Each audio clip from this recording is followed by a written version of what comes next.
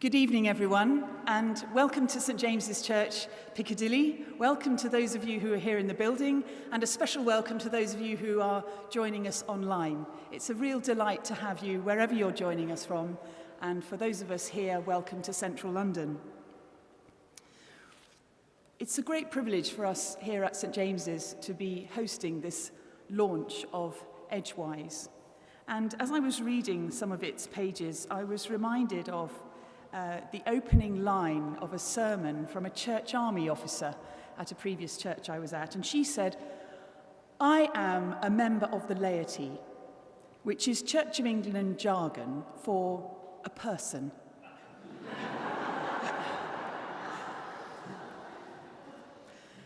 Ahead of the 30th anniversary of the legislation to allow the priesting of women, I must stand here and acknowledge my personal and many of my generation's huge debt to many of the people who are here today. We're not here to talk about ordination, so I'll try and get it out of the way right at the beginning.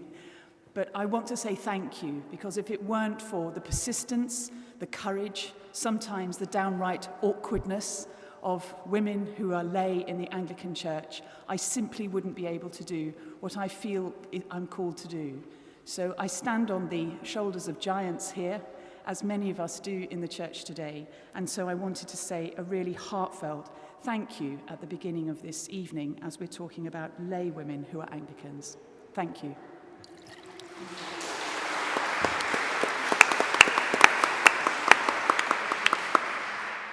I know that we're in for a really fascinating and provoking and invigorating evening, and so it's my great pleasure to hand over now to the editors of the book, although I know this has been a very seriously collective endeavour, the editors Hannah Ward and Jennifer Wilde.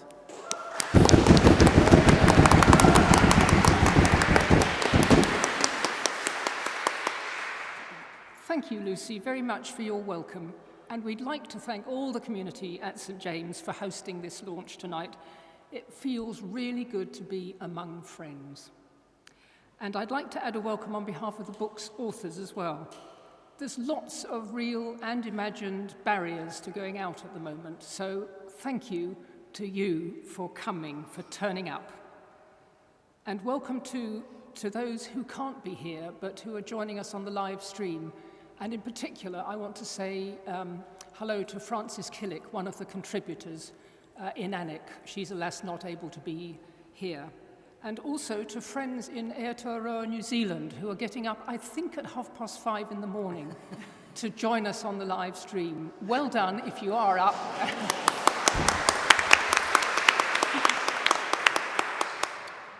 One very important person missing tonight is Nicholas Slee, who received news only yesterday of a close family bereavement.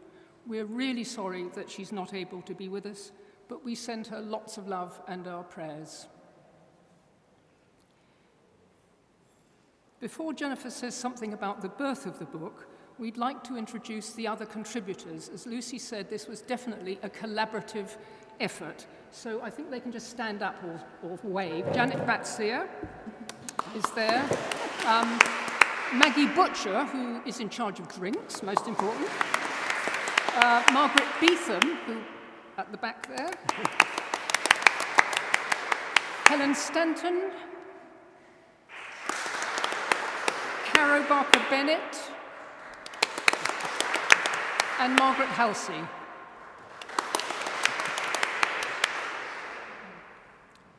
Now you know who's who, so if you madly agree or disagree with the chapter, if you've read them, you can nobble them afterwards.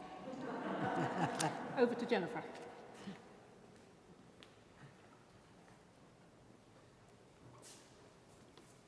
She saw that I was standing up already, so I didn't get included. But I have to tell you that the contributors, in case you didn't notice, the contributors to Edgewise are 9 members of a group of 12 Anglican laywomen who met once a year for a weekend in the guest house of the Anglican community of St Clair at Freeland in Oxfordshire. Excuse me, we can't hear you. Thanks. Did you hear any of that at the back? You'll just stick your hand up if you stop hearing, or you might be relieved. The idea of gathering such a group came from Hannah and myself. That's the group of 12.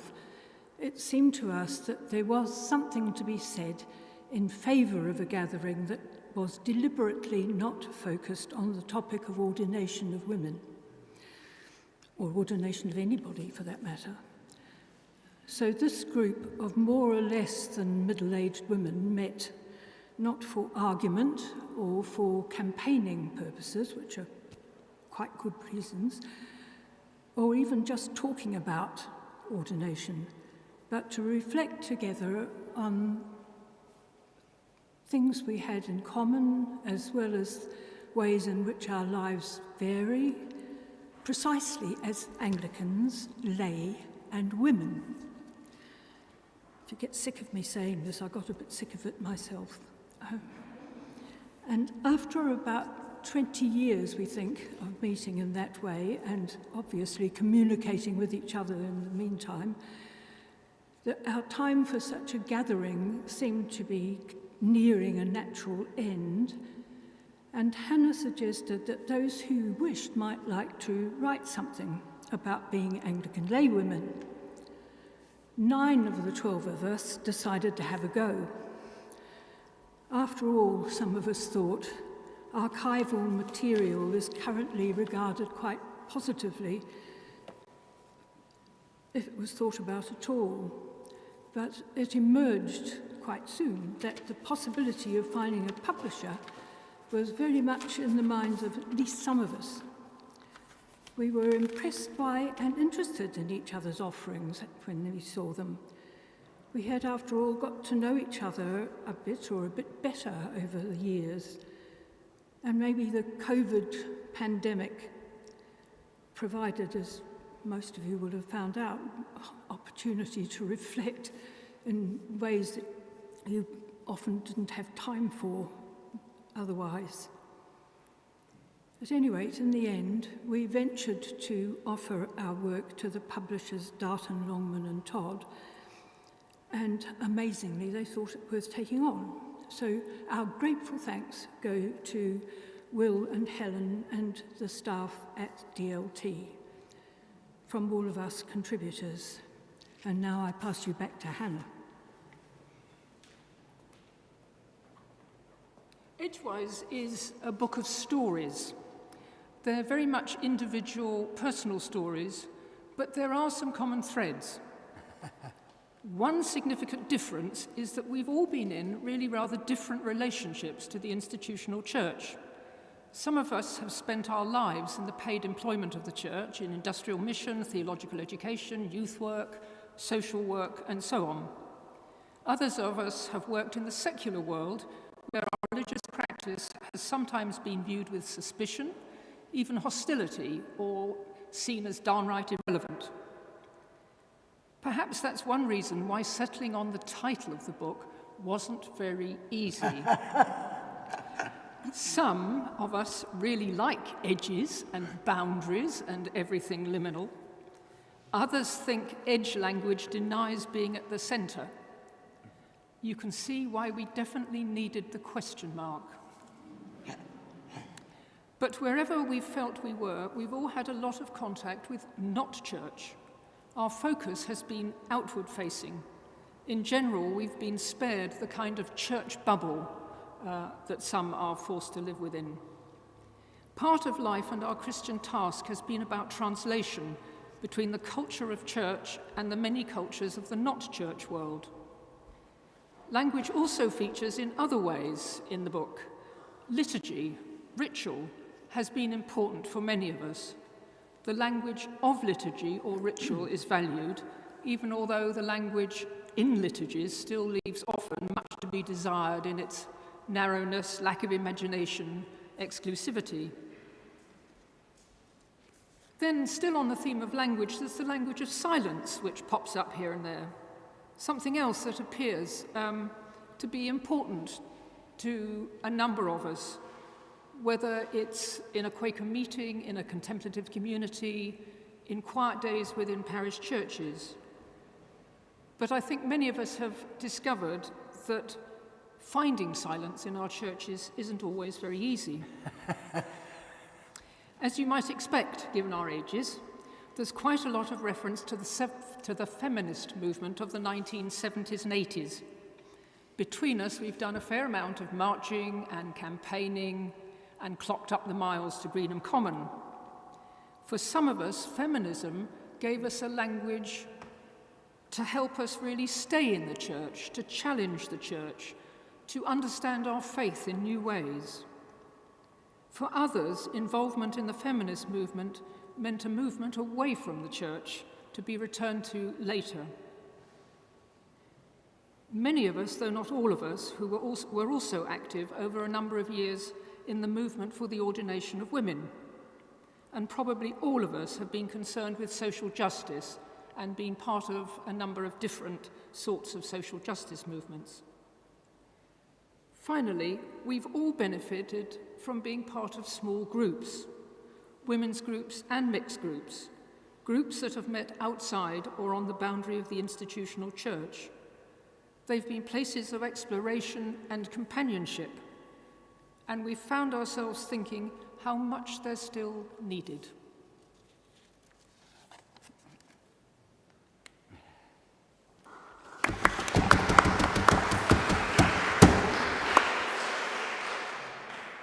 Thank you so much, Hannah and Jennifer. They're going to join in the panel for the conversation later on.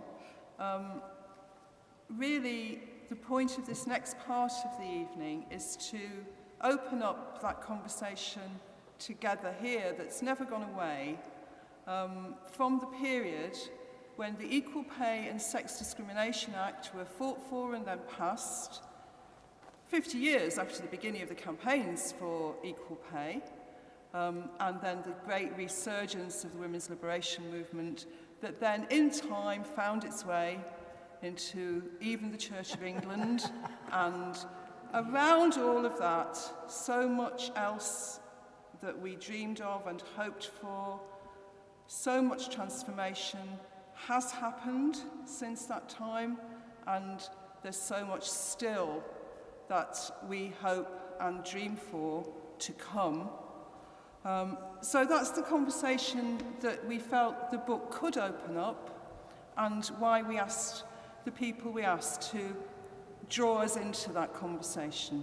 So I'd like to thank Nicola, who isn't able to be with us, Nicholas Slee, who is a professor of practical feminist theology, Professor Elaine Graham, and the leading Catholic women's writer. I gather she's in the top 10 of Catholic women's writing at the moment, who've agreed to introduce the conversation. Then I'll come to you all and ask you to either ask questions or make contributions in the spirit of these themes. And we'll keep coming back here, but coming back to you until it's time for us to have another drink, buy some books for your friends as well as for yourselves, and end our evening, although absolutely not end the conversation that we're all still very much part of. Because Nicola can't be with us, Helen Stanton is going to read from the notes that she'd already prepared for us this evening. So we'll have a bit of sense of Nicola's voice too within our time together.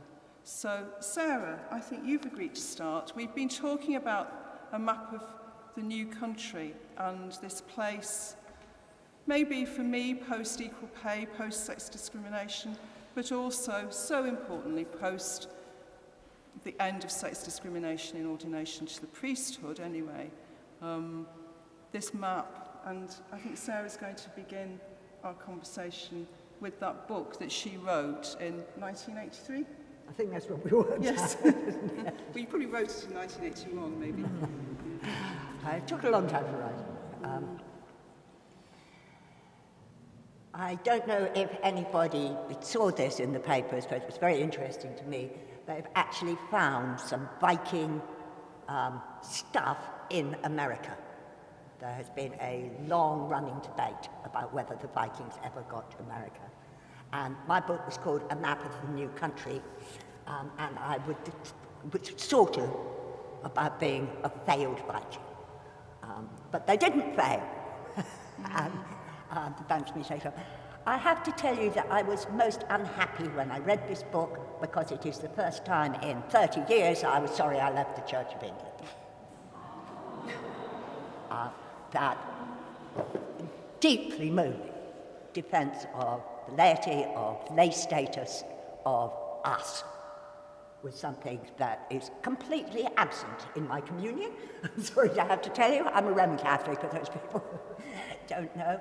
And I was appalled to discover that I couldn't be in this group. Many of whom are old friends of mine, pre-book time.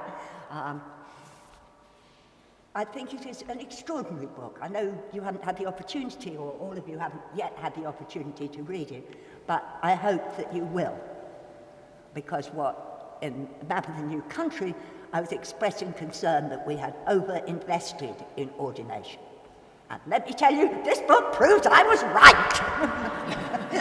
This is a terribly well-informed, terribly moving, passionate defence of lay women in the Church of England. And I am extraordinarily proud and also feel forgiven for being here. And that's almost the main thing I want to say. I've known most of the contributors for a very long time. Mostly, I don't know every single person who's contributed to this book, but I know a remarkable number of them. Lucky me. And I think that what you see in this book is people, obviously, who maintain their lay status, but needn't have done. People who are qualified in terms of their church structures and in terms of their own education to take up that opportunity. Most of them deeply support the fact that that opportunity was offered, but who didn't take it up.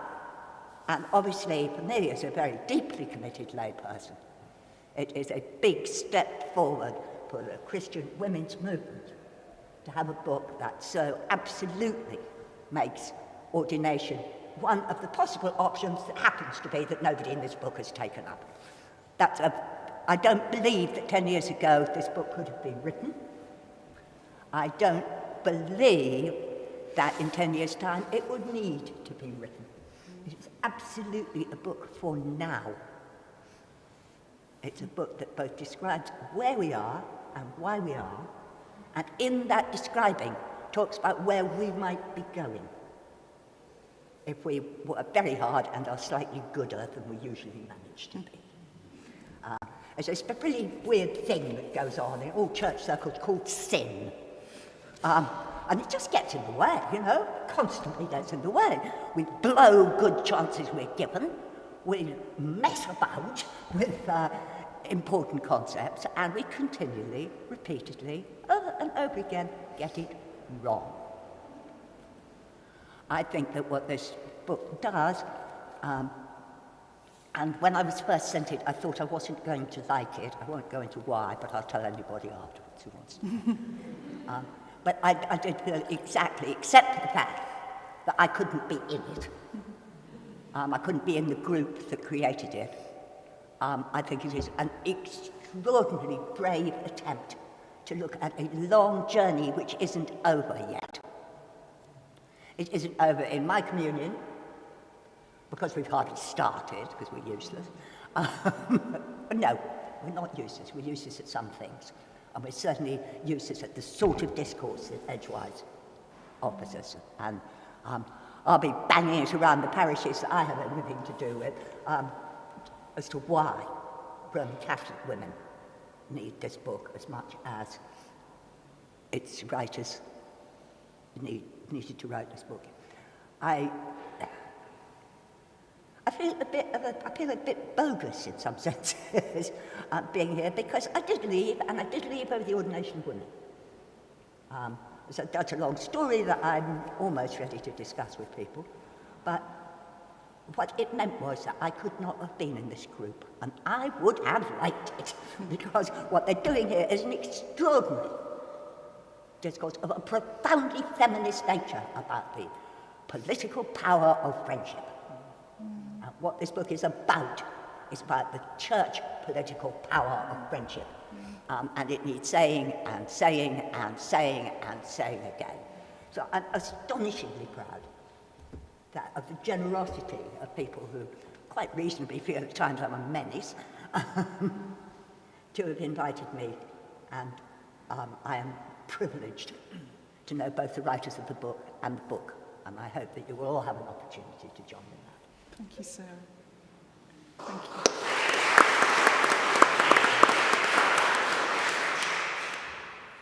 Helen.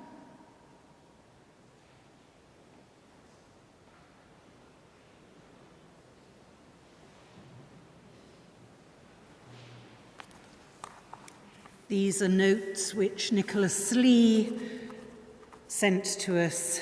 I can't remember whether it was last night or this morning. Anyway, this is the beginning of what she would have said had she been here. There are so many things I enjoyed about this book. The individuality, even quirkiness of the individual voices, and the sense of their shared commitment and values in the Anglican lay women's group, of which Nicola herself was nearly a member. I appreciated the varied ways in which they reflect on their life journeys and understandings of what it means to be lay, female, feminist, and Anglican. Their honesty about how difficult it has been and is to feel a sense of belonging to the institution of the church, and how it's possibly got even more difficult for lay women since women have been able to be ordained. The new reality or landscape since 1992 is not often talked about, partly, I think, because lay women don't want to feel disloyal to the women we supported on their journeys towards priesthood, and more recently episcopacy. But I do remember one really good conversation at Queen's on a gender study day where Lucy Winkett was our keynote speaker, and several of us, including Bridget Rees, a member of this group who hasn't written in the book, several of us spoke with some passion about our sense of exclusion from a church in which ordained women seemed to be getting all the attention, but in which much of the radicalism of the Christian feminism of the 1980s seemed to have got lost. I think there are any number of reasons for this, and it reflects a wider depoliticisation and growing conservatism in British society more generally. But it's really good to see the debate continued in this book. In my short time, I want to riff off a few other books which have been significant for me and which touch on some of the issues of Edgewise. I want to bring them into conversation with this book as a way of highlighting certain themes and raising some questions. The only seriously academic study I know of lay Anglican women is Abby Day's Religious Lives of Older Lay Women. To me, both a highly valuable and in some ways infuriating book.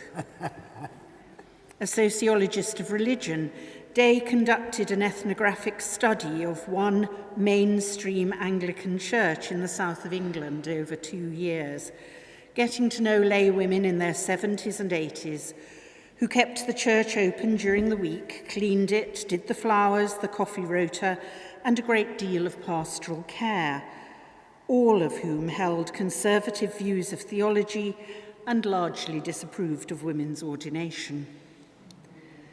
These are the lay women of what Day calls Generation A, the last active Anglican generation, as she calls it. Women who are keeping the churches going. Their children have largely abandoned the church, and Day doesn't see the church surviving long beyond the death of these older women. Her book is both a testament to the faith and labour of ordinary women in the church, but it also masks the diversity of lay women's politics and theology. And as I read it, I kept thinking of lay women I know, including most of the women in Edgewise, and feisty feminist women in the Catholic Church too, who have a far more feminist-inspired faith. I hope Abby Day will read Edgewise. Actually, when I say Day's book is the only serious academic study I know of lay Anglican women, that's not quite true. Elaine Graham and Margaret Halsey's book, Life Cycles, is a rich and early gathering of reflections from lay women of faith on a wide range of themes and issues. Ellen Clark King's Theology by Heart is a fascinating ethnographic study of working-class lay women, Anglican, Methodist and Roman Catholic, in Newcastle. Although these women were not feminist in any overt or obvious way, Ellen Clark King brings their faith into dialogue with feminist theology in a rich dialogue which illumines and interrogates both the women's experience and the feminist literature. Ellen's book, based on her doctoral thesis, was published in the same year as my own doctoral study, 2004, and as I was reading Edgewise, I couldn't help making many connections with my own study of women's faith development. Mine was a study of lay and ordained women, including women religious, mostly in midlife, a third of whom were Black or Asian. Based on in-depth interviews with 30 women, interviews which had a huge impact on me, I identified what I call a series of processes the women use to make sense of their lives and faith, and patterns of their faith lives. I recognize all the processes in Edgewise. Narrative and metaphorical ways of shaping faith are prominent, as well as some conceptual analysis, but also what I call apophatic faithing. That is a kind of negative or denouncing kind of faith, which cannot name faith positively, but only in terms of what is not believed, what is rejected or denounced or railed against. There's quite a lot of that in this book, and hooray for it. I discern three very broad themes or patterns in the data from my study, the first of which was alienation, which took many different forms, but interestingly, there were some very rich landscape images offered of this spiritual landscape, desert, wilderness, etc., which we might now think of in an ecological as well as spiritual light, as so much of the earth is at risk of being reduced to lifeless desert. Much contemporary feminist spirituality and activism, particularly of young women, is, of course, being funneled into climate activism. And although ecofeminist theology has been around for a while, it is taking new and more urgent forms in our own time. One of the other themes I found, which wound its way through almost everything, was what I call relationality. Not simply relationships, though certainly a lot of that, but a deep and profound sense of connectedness as part of a whole way of seeing and being in the world. And this sustained many of the women and held them in and through their various experiences of alienation and fragmentation.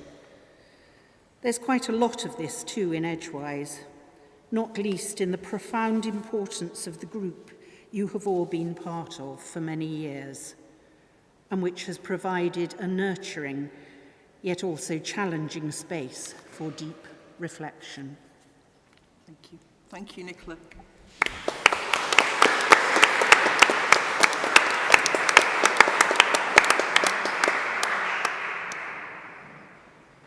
Now to Professor Graham. Thanks, Janet.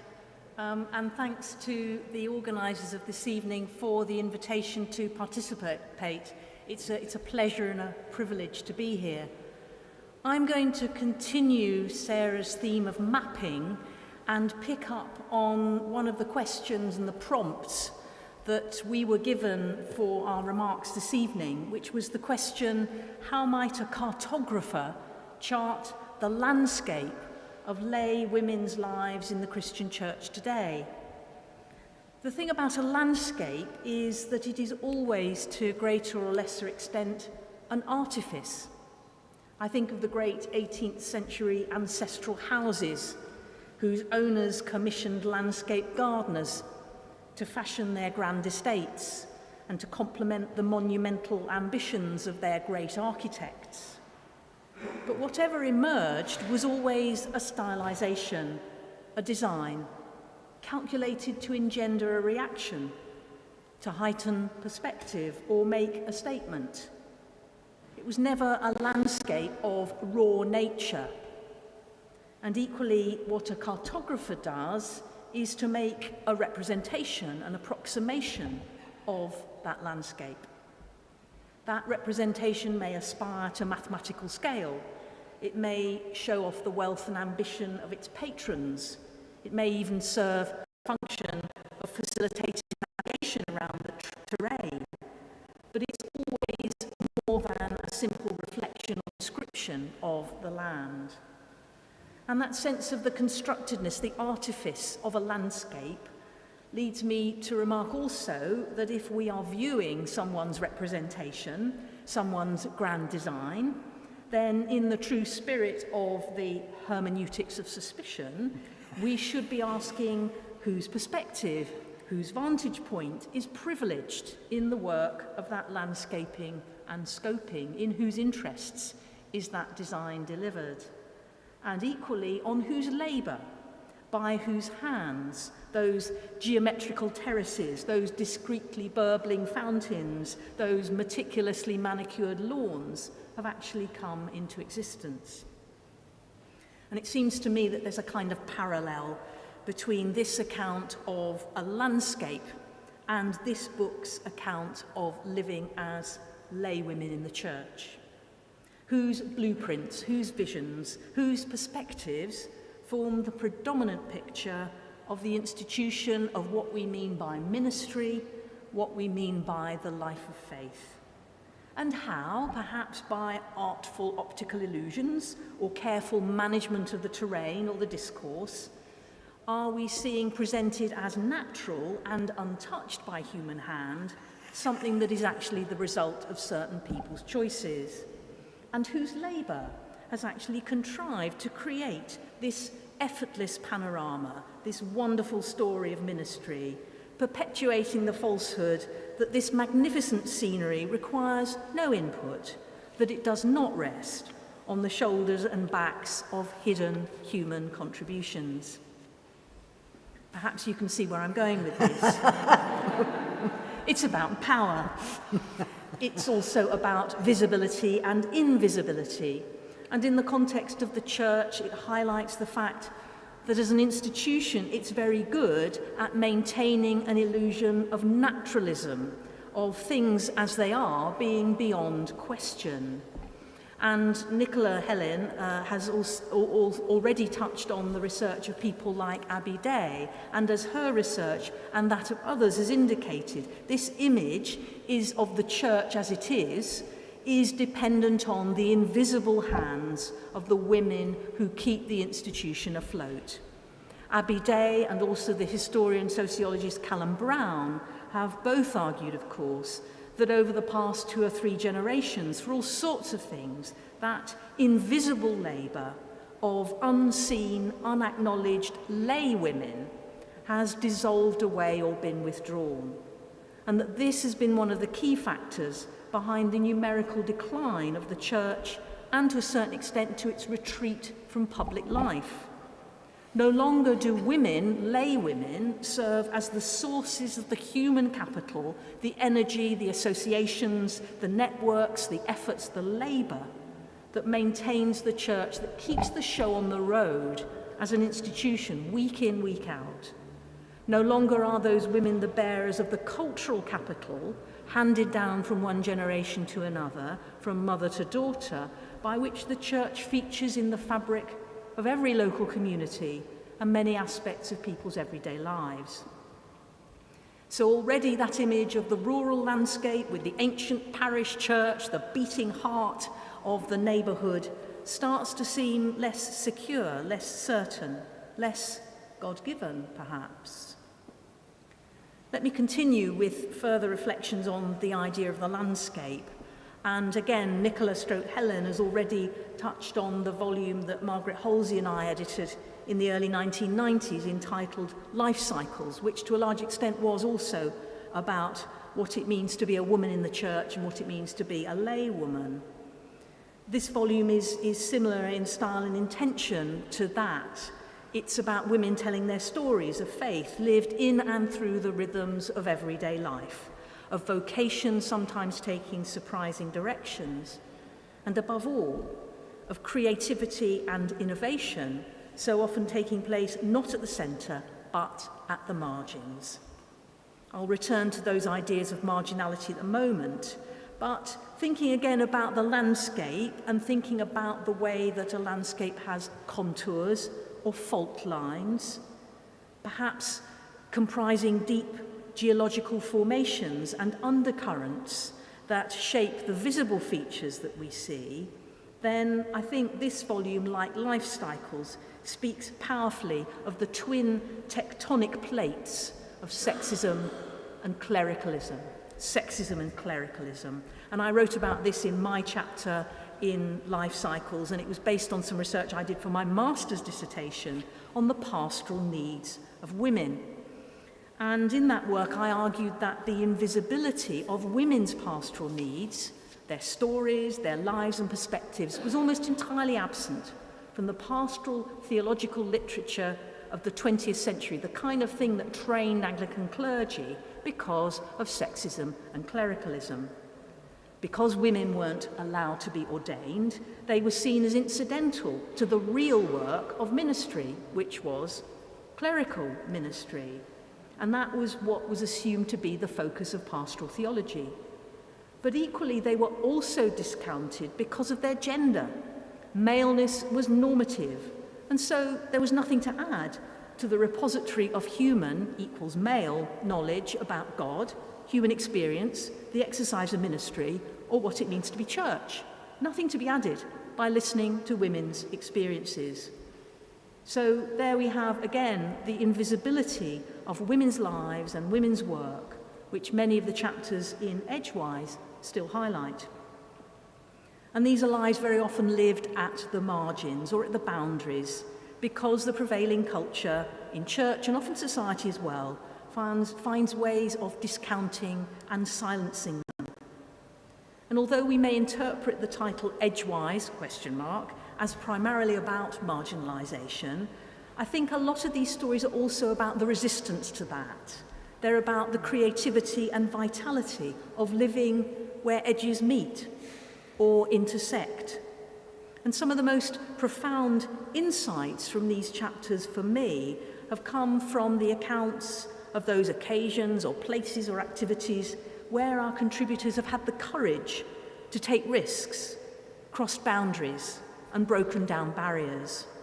So, for example, many of the contributors talk about living in the gaps or at the intersection of the secular women's movement and feminist church groups. Others have talked about their vocation as lay women to bridge church and world, particularly the world of work. And these have often been about pioneering journeys into uncharted waters, new areas of ministry, new ways of exercising a vocation. And frequently and inspiringly, they've been about being mediators, taking on that role of mediation, which we often think of as a priestly role. But it's about moving from one country or culture to another, of translating from one context or vernacular to another, requiring, if you like, a kind of bilingualism in order to move between the sacred and the secular. So Janet Batsleer talks about the intersection between her activism within the women's movement and the call to social justice she finds in her Christian heritage. She rejoices in what she calls the in-between and talks about how she sees her local church as a community of translators across languages, generations, identities, and the secular religious divide, that divide of church and world that is often so difficult to break down. Carol Barker-Bennett and Margaret Halsey talk about their careers in chaplaincy, where actually not having a stake in the established categories of theology, ministerial offices, status, and church procedures actually meant they were able to encounter people in the world beyond the church in far more authentic ways. And Hannah Ward follows this up when she says in her chapter, lay ministry is problematic because it so often refers to lay people being sucked into all sorts of churchy jobs and away from the places of encountering other human beings in their everyday lives. Where do you want the focus of your ministry to be? In servicing the church or engaging with the world? And Hannah develops some of these ideas of life at the boundaries and talks about the idea of liminality in her chapter. Again, she remarks that it's these in-between spaces, these intersectional places that are problematic for the church, which often likes things black and white and tidy and cut and dried. And she goes on to link this with the tendency to equate lay ministry with church-facing work, servicing the gathered church rather than simply being a presence as part of the scattered church in the world. Margaret Beetham as well identifies this whole syndrome as an obsession with badging of any kind of service that anyone in the church tries to make. It must have a label. It must have an official accreditation, because it's nothing if it doesn't have that official sanction. And of course, once the institution gets its hands on something, it becomes domesticated. And actually what I think we have in this book is lots and lots of stories of refusing to be the good girls and refusing to be domesticated. Again, back to Hannah Ward, she concludes in her chapter that her vocation as a laywoman is about boundary, space, place, transition, friendship, and not knowing. For a church that likes manicured lawns, tidy labels, watertight job descriptions, the risks of living at the boundaries and crossing the boundaries are too great. But our contributors talk about being prepared to live with that and not to resist it, allowing, if you like, wild nature, brackets, question mark, Holy Spirit, to encroach on that cultivated show garden in the name of diversity, growth, and new life. Frances Killick says that life on the edge may feel like a wasteland, but for her often it is where the desert can come to blossom like a rose. So many of our contributors bear witness to boundary crossing that has truly been about inhabiting new territory, transforming their surroundings, creating and owning new spaces, very often spaces that they have dared to name as sacred. And in moving beyond the church, they've found and become new ways of being church. And Helen Stanton's chapter, I think, powerfully indicates that too. This is about liminal living, both in the sense of that marginality of boundary crossing, but also perhaps in that deeper anthropological sense of being in a transition where new things are already coming to birth. So the liminal, the transitional, is a time of confinement, gestation, death and rebirth, maybe even resurrection. To quote Helen, the world as we know it may be coming to an end, and I think we are called to live with that and not rush forward to solutions that make us comfortable. Waiting with our hands lifted to God, literally and metaphorically, is all that we can do and all that we are required to do. Participation in that priestly offering is for all people and is to enter into the life of God. Footnote here, it's baptism and not ordination that matters and that draws us together as the body of Christ, as church. A final theme. I've been speaking about the creativity of the margins, of that dynamic synthesis that comes from living at intersections, and of the healing and innovative power of dialogue. But I want to return to the title of the collection, Edgewise, ? To consider the wisdom, edge-wise, that is to be found at the margins, among the marginalised, among those who feel the manicured and tidy spaces of the institutional church are too managed, too sterile, and those who have had to find new sources of nourishment and understanding to sustain them in the wilderness, finding new resources, finding manna in the wilderness, and in the process finding new ways of knowing, new wisdom. For many of our contributors, theirs are primarily stories about alienation and exile, but in addition, it's often about discovery of themselves, of new generative spaces and communities, and of new routes through the landscape, new places to call home. And this is where I think Maggie Butcher's chapter ends up. And all of them perhaps are ways of mapping the journeys for all of us towards understanding what it means to live the gospel.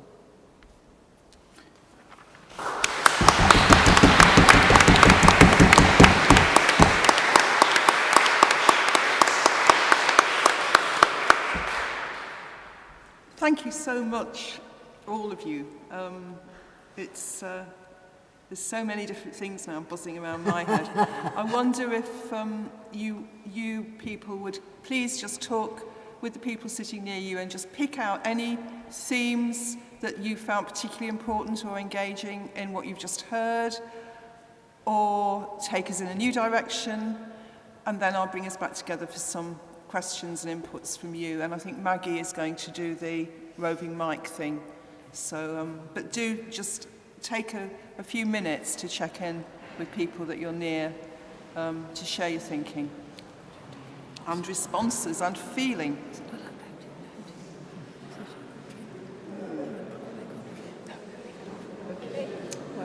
Well done. Well done. That was really moving. Really moving. I've got to follow your instructions. I hadn't realised how much people might find in it, actually. I think when you're so close to it, you don't always see what's there to be seen.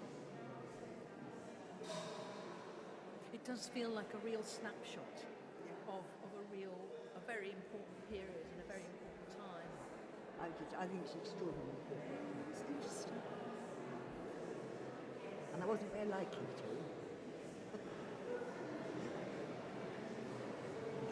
I think the thing about friendship in a different way, you know, that Nicola's ending with. Sorry, say that again. Well, Nicola's piece ends with the thing about relationality. Yes. You mentioned the issue of friendship, and I think, Elaine, that's where you were also going with what it is that unsettles the manicured lawn. Yes, and it's finding new communities. And of course, it's about solidarity. Well, there's always that. Yes. Bloody old solidarity.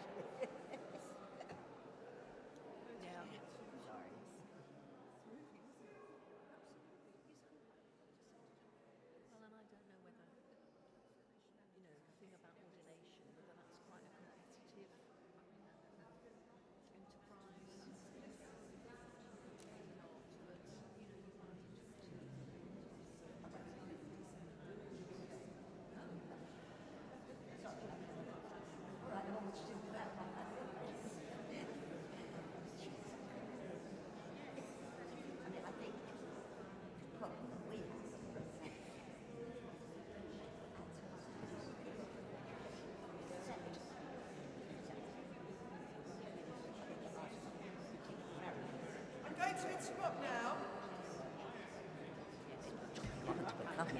and ask people to return to the main group because I'd like to hear from a few people about your responses, and then we'll perhaps continue the conversation up here a bit and then come back to you and so on. So who'd like to begin? There's somebody next to Helen. I'm not going to know people's names. People here near me might know people's names, but I'm afraid I'm going to have to go. I'm licking an ice cream. Perhaps you just say your name when you say your speak. name when you start I'm speaking. Evie Vernon O'Brien, and I'm a friend of Helen's. There are just two things I wanted to. I was really moved, and I'm very moved to be here. And I was just thinking of a book, just a riff out of what Elaine said, that I commend to you. The Cartographer Maps His Way to Zion by Kai Miller, who is neither female nor Anglican, but it's a very good book that deals with religion. But I just want to stand here and look at me and see perhaps what other discourses we need to be having in this glorious Church of England.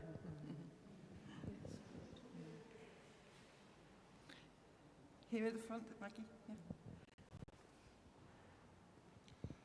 Thank you. I'm Anthony Woolard, and I'm a man. No, surely not. In case nobody noticed. And I want to say just how much, actually, a lay man, admittedly a theologically trained lay man, identifies with what is in this book. Yes, men do have an awful lot of privileges, but some of us have found ourselves in the church somewhat underprivileged from time to time as well. And so I do strongly commend these essays, and I hope they will be widely read, including by both male and female priests. I am beginning to see, we were just talking just now, Michael and I, about the decline of the church, and there's no doubt that some of the problems identified in this book have got a lot to do with why the church appears to be declining. But I want to say, speaking from my own parish, which is a large and well-known church in Stratford-upon-Avon, that I actually think that COVID is one of those tectonic plates which has been mentioned earlier. I believe, naturally, as a good liberal Catholic, in the importance of the priesthood and all that but I think that COVID, one way or another, is blowing out of the water the distinction between clergy and laity as we have known it. And I believe that we, the sort of people who are gathered here tonight, will see this, and that this is the new world which we are, pray God, about to enter. Thank you. Thank you. Somebody over here.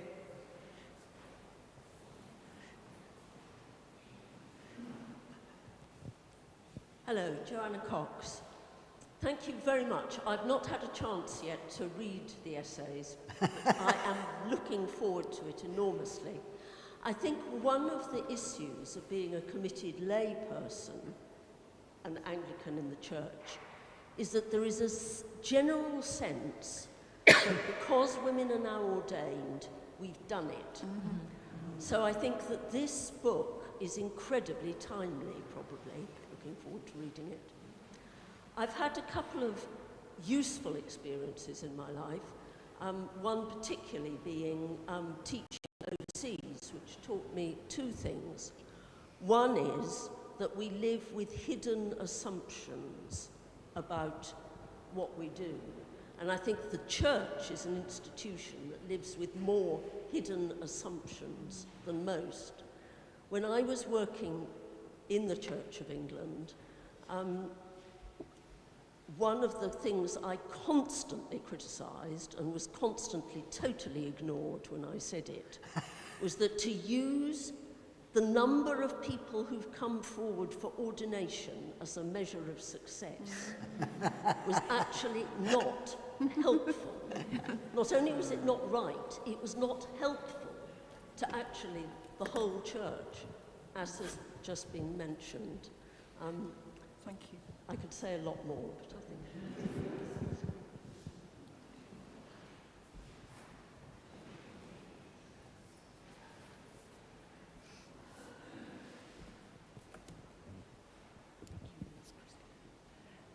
Christina Rees, and I just want to say it's such a fantastic gathering, and I so appreciated what everyone has said so far on the panel.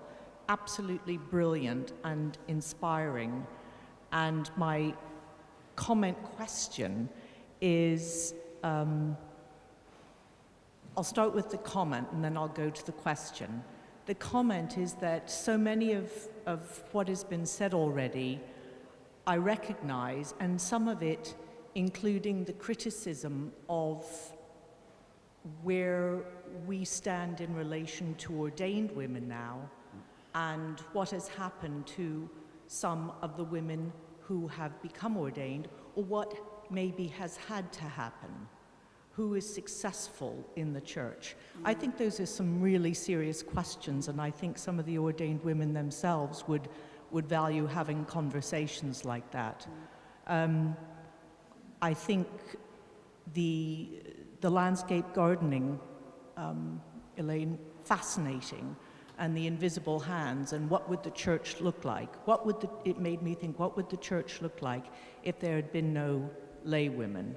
And I think the statistics are something like 75% of church members are women, something like that.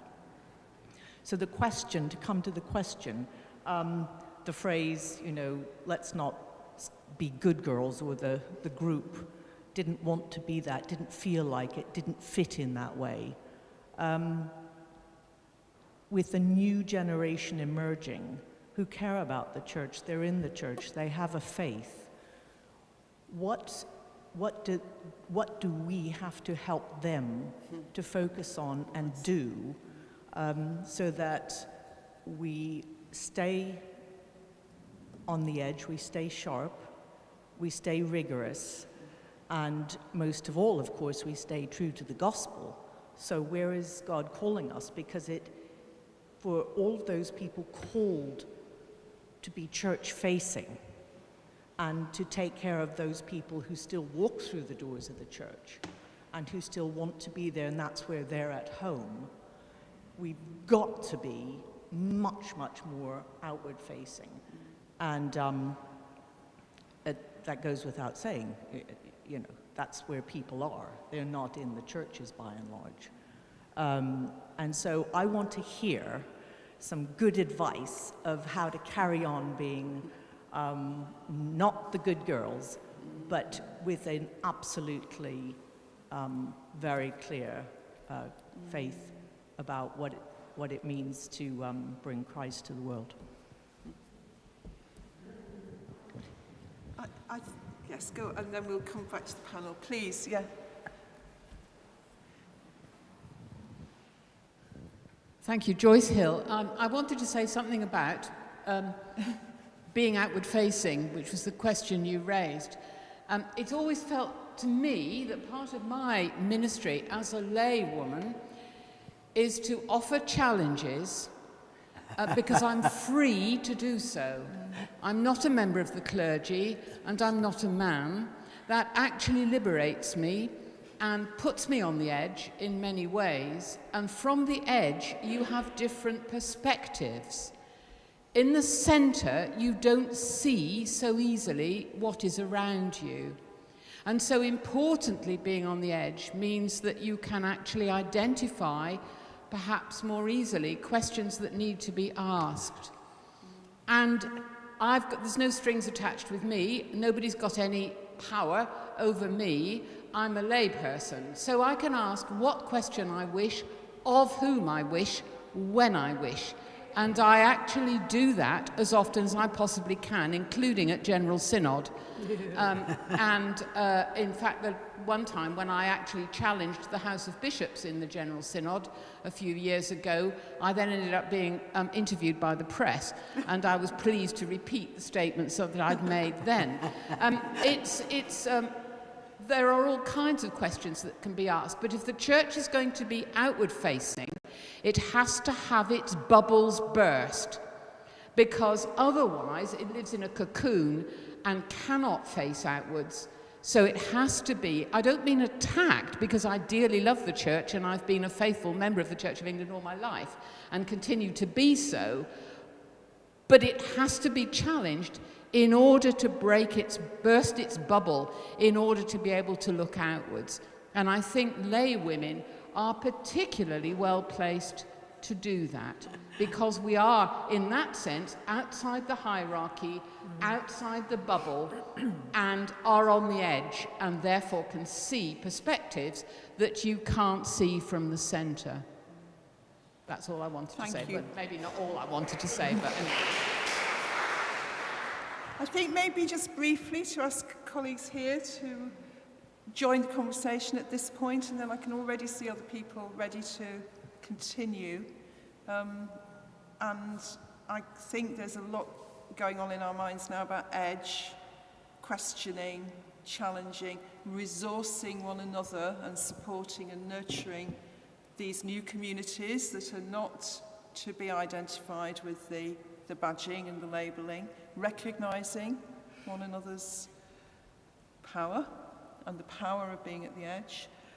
So those are things I'm hearing in the conversation, but perhaps I'll turn first of all to Hannah, if I may, and ask you to say what you've been hearing. Something. And Jennifer too. I've got Christina's question going round in my mind because I feel completely and utterly unable to answer it, really. Which was Christina's question? The question about younger people who are really coming into the church and that you're encountering as a sort of church-focused person, and kind of what do you do with them? What do you do with them? How do you encourage them? Is that right? Yes, some of it, but also the young people who've encountered out in the world as well. Right. Schools and just life. Yes. They don't have to be coming into the church, but if they have a Christian faith, yes. how do we keep them on the edge? Yes. And sharp on the edge, and joyful on the edge, and just keep going the way obviously it's been demonstrated so many others have. The reason I dare to respond at all, and by saying I really haven't a clue, is because, you know what, I don't worship in a parish church. Jennifer and I are former members of religious communities, and we still worship at Jennifer's old convent, which is an enclosed convent with a very, very small community. And there's a tiny little group of us who are there most Sundays. So I'm not used to kind of things like vicars. One of the sisters is ordained, so she presides, and sometimes there's a visiting chaplain, one of the brothers or somebody else, who will preside at the Eucharist.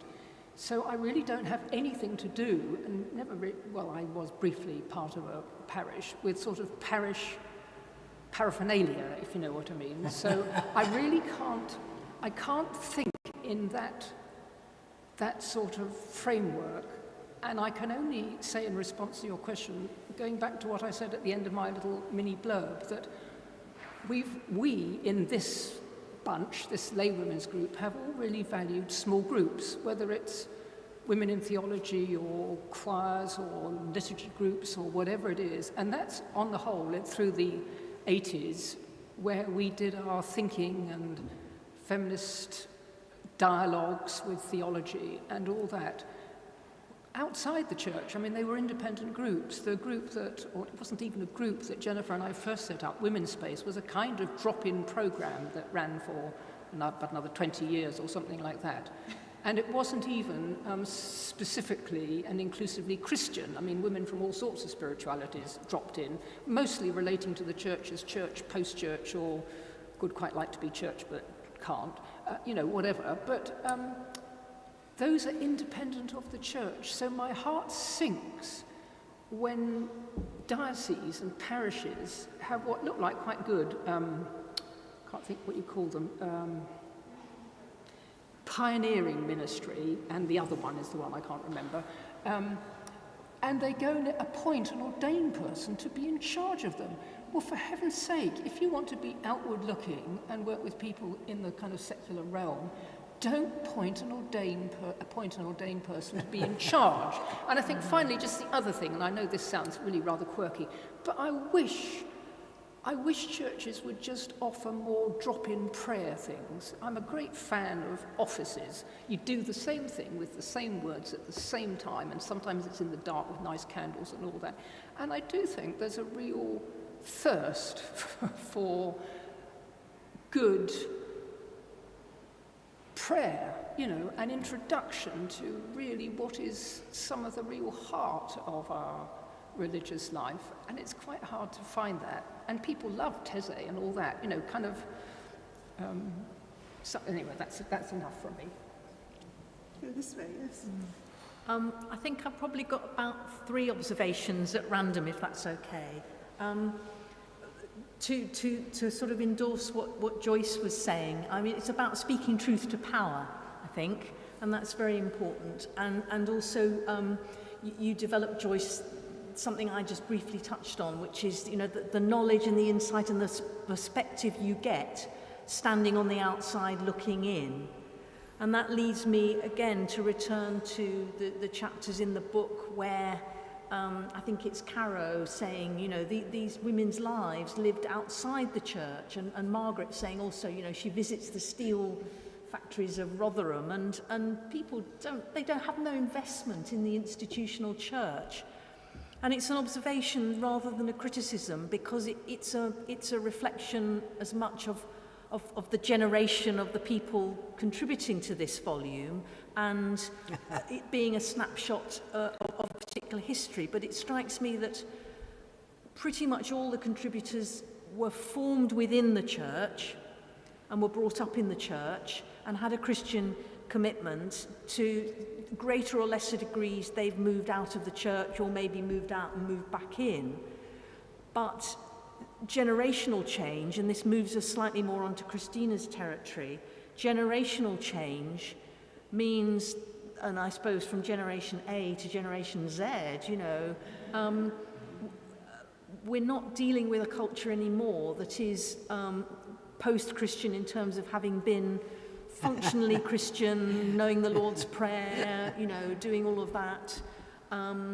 It's generations who just have no idea about quite a lot of what goes on in the church. So it's not as if they've learned the church stuff and then they leave, and so, you know, they then find something else. It's the whole spiritual but not religious. So in a sense, a lot of the chapters in this book are about people who were religious, but actually generations coming forward are spiritual in a much more sort of heterodox way. And that's a huge challenge, I think. And I suppose, you know, if one wore a big church hat, one would say it's about mission. My third point is as much coming out of stuff that I've done over the last 4 or 5 years around the role of the laity in just a general sense in the Church of England. And it's a plea for other kinds of knowledge about people being encouraged to own their own Christian faith and talk about their Christian faith in the way that people in this book do. And a great plea, I think, for theological literacy, because I think very often people go to church and they struggle to make the connections between that and the life of the world. So they're having coffee with their colleague, or maybe they're on a Zoom call with their colleague, and their colleague says, oh, you know, well, all Christians are homophobic, aren't they? Or, you know, you're all creationists and all that sort of thing. It's that kind of everyday stuff, that kind of skepticism about the faith, that many people are sort of slightly hamstrung, and they kind of go, oh, well, how do I respond? And I don't want to do the big sort of heavy evangelical thing, but I would quite like it to have the confidence to talk about my faith and my journey of faith and what it means to me, and why, you know, I volunteer at the food bank or whatever it is. And I suppose I'm ending up and landing by saying there's a terrific virtue and a you know, it's about theological education and theological literacy, of encouraging everybody, particularly lay people, to be able to tell their stories. in ways that do that kind of bilingualism and that work of translation, of moving between church and world. And I don't think the church institutionally, really, I think lay people have been sold short on that basic aspect of education. Rant over. Can I sort of add to that? I live in southwest Scotland, and one of the features of where I live is a place called Stranraer, which is how you most easily, quickest and cheapest cross from Scotland to Northern Ireland. So when there's a home Glasgow game, they ask you which religion you belong to when you try and get on the train. And you put Catholics in one carriage and Protestants in another, because, as a matter of fact, it never does any good, because they all get out at air and have a fight on the street anyway. So, but nonetheless, it is a very strange experience to go and get on a train and have a person in uniform say, "Are you a Catholic or a Protestant?" Which carriage you go. I think that the passion is not being used in useful ways. It is not a good way of expressing your passion for the love of God by punching up your sectarian rivals. I think it's a very bad policy. And we're not, in that sense, what the person said about, are we, I mean, I don't know how many people, I mean, I'm a Roman Catholic in a highly Protestant area, but I have a rather unusual upbringing in the sense that I started as a Scottish Presbyterian, then I was a high church Anglican, and now I'm a rather low church Roman Catholic. You're not allowed to say that, really, but I am. But from all three of the places I think we're seeing people with a passion of feeling and no passion of knowledge, or a passion of knowledge with no passion of feeling. And I don't think, it's one thing that I've always believed that women could bring to the church is we are better because of bad history at holding together my emotional response and my intellectual response. And I think that isn't yet being heard, and it's one of the things that comes over in this book, is people being able to do both at once. And I think that is, in many ways, deeply inspiring. And that's also part, I think, Christina, of what keeps us sharp, isn't it? It's that mediation of the personal to the political through thinking, feeling, that is in the small group often, but not only, in groups like this too. There were several people who had their, please, yes, and...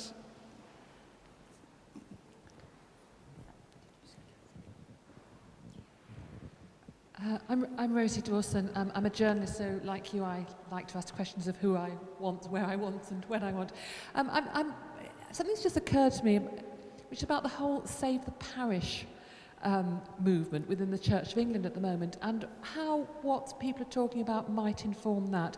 I mean, I'm a great fan of the parish, but for Save the Parish, I sometimes read Save the Priest and Save the Stipendiary Priest, and I'm all for that too, up to a point. But I wonder that if we were less exercised about saving the parish and saving the parish priest, whether there might be a way in which women whose lay vocations aren't even in the parish necessarily, might find it easier to talk about and express and be encouraged in. So that people in academia and people in journalism and people in the health service and all the Anglican women who are exercising their vocations in that way without it ever really being labelled as lay ministry, but which is. I'm just wondering whether there might be an opening up of that sort of discussion if we got away from a fixation about the parish.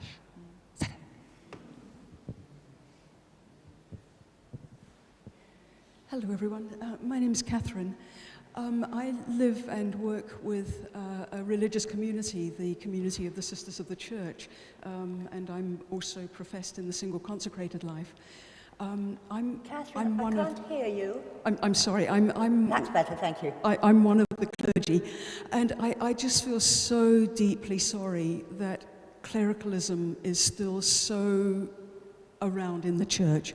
You know, it is, in many ways, it's really heartbreaking, and I almost want to apologize, but I'm not sure that's appropriate either. But I think COVID, in the community that I live and work with, has really brought home to me the sense of what does it mean to be consecrated Christians, in the sense that I as the priest who's resident in the community, those women have a Eucharist most days, and if I'm not there, the way things are at the moment, they can't have a Eucharist, which is absolutely central to their worship.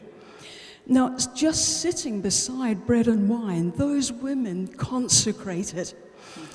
And as I sort of dream of what might be, there is that sense that we bring our consecrated selves into the situation that we are, and then together we have that sense of Christ's presence with us in the bread and wine, but far, far greater than that, in every living being in creation, which is, you know, all creation is sacramental. You know, it's been so focused in the Eucharist that we've lost sight of the sacramental nature of every living thing. But that sense that somehow the great divide between laity and clergy could just fade away, that maybe we don't ordain anybody anymore, that rather we focus on being consecrated people who then share the love of God with everyone and all creation. Well, one word is so it wasn't just me, not no project. Hi, I'm Zoe, and I really enjoyed the first book, and I wondered if you were to write a second, what would its major themes be? Maggie, could we hear that again, please? Because we couldn't hear it at the front. Could you repeat it for us, perhaps? Zoe said she really enjoyed the book, but if we were to write a second book, what would the themes be? Thank you. Shall we perhaps hold on to that for a last comeback from the panel? Other people? Somebody here? Thank you. What would the themes be if we were doing a new book? Just to pick up on one or two of the points that were made earlier, I wonder whether there's anything specific to be said about lay women and prophetic ministry. It seems to me that clergy, especially senior clergy, and also some lay ministers, are probably more heavily regulated these days than might have been the case a few decades ago, and very much kept in order in the sorts of things that they're allowed to say, and maybe sat on quite heavily if they speak in ways that are seen as too challenging.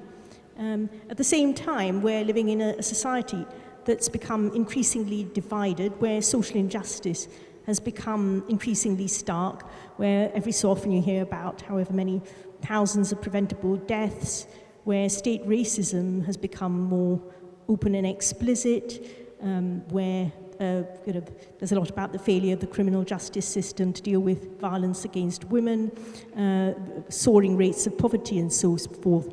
So I suppose the question is, how can those of us who are lay women tap into the freedoms that we might have, and how do we connect with maybe people in the younger generations, many of whom are passionate about social justice, but don't necessarily see Christianity as having very much to do with that?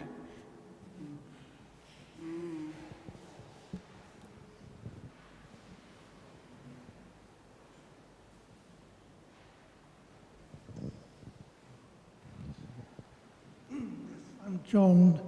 I'm going to come out as the son of the mother of Generation A, of a typical Generation A. That's probably all I want to say, really, in terms of that's my experience, and I had to live with her for, she brought me up, but nevertheless, she did sacrifice a lot of the time to the church. And she was also very conservative and against the ordination of women. Yes, yes. So, colleagues, friends, I think we should begin to close our conversation at this point, but keep it open in the different spaces that we're moving into. And I'd just like to invite my friends here to respond to this question of, well, the two themes that have emerged here. What kinds of spaces? Is it just the parish space? Is it, how are prophetic voices to be nurtured and supported in the coming months and years, among younger women and among the old too? And and which themes might we pursue with some urgency were we to take on a second volume, but perhaps more importantly, as we continue this conversation, that the movement which led to the ordination of women as one flower among many, many flowers of the women's movement, how that movement might be part of conversations, even possibly, you never know, within the Church of England. So can I just invite friends to respond to those things, and then we'll have a glass of wine and buy books and talk to one another. Surely not. I think I can be very brief on the how to nurture. Oh, sorry. How to nurture. Is that better? That's better. I normally have such a booming voice, I've become a shrinking violet. I'll be very brief on the sort of how to nurture. Friendship, really, I think is the word I'd use. I'm allergic to the word ministry, so it's no use asking me about ministry and ministries and who does it. I just don't like the word. I think our group, out of which this book has come, has all been about well, not all been about, but friendship has been at the heart of it. I think various people mentioned relationality, and I think the kind of I can only think what I could do, and it's just make friends, be friends with people, young people, and others that you encounter who are looking for something. I'm sorry, I can't talk in terms of ministry at all, but be friends. And with if I may, with the prophetic voices, listen to the anger. It's so important to listen to the anger, and that's part of the theme we've been pursuing about the connection between thinking and feeling. In my parish church in south of Scotland, we have a rather unusual music day, which is we don't even have an organ, we barely have a piano. We have a slightly demented sort of band. But the real point is that anyone can be in it who likes, provided they bring their own instrument and they play it. The rather sweet version of the story is we have a member of the congregation who is probably in her 90s, but certainly in her late 80s, and she said one day that she hadn't realised that anyone could join the band who wanted, and they said to her, "What do you play?" And she said, "Well, nothing yet." And she now plays the triangle. All right? But the point is that that band absolutely said, were open to the idea that a slightly batty old lady in her 90s could jolly well play a triangle. And she can. And it's a very good example, I think, of how, we're not that wonderful a congregation in lots of ways, but in that particular instance, how people looked at somebody's desire to serve and said, how can we enable that? And I will tell you something else, she loves playing the triangle.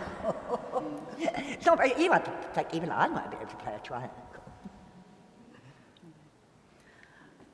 In the discussion, Sarah and I were talking about some of the themes and wanted to revive a very old-fashioned term, and that was solidarity. It's about solidarity, yay. And I think that's about friendship. It's about community. It's about a shared struggle, but also unity and diversity as well. And I think that helps us think about the relationship between lay and ordained, and the gathered and the scattered church, which is a terminology from the great ecumenical scholar Kathleen Bliss, who was one of those hidden, silent, pioneering women. And she talked about that relationship. It's a kind of ecology of mission. Yes, you need times when we come together for the sacramental, the explicitly sacramental dimensions, but the church in the world is also in itself a sign and symbol of God at work in the world. So let's all have that solidarity between the gathered and the scattered, lay and ordained. So thank you for coming, and thank you to St James for welcoming us. And thank you to Maggie for being such an enabling host at St James. And here's to us and to continued conversations.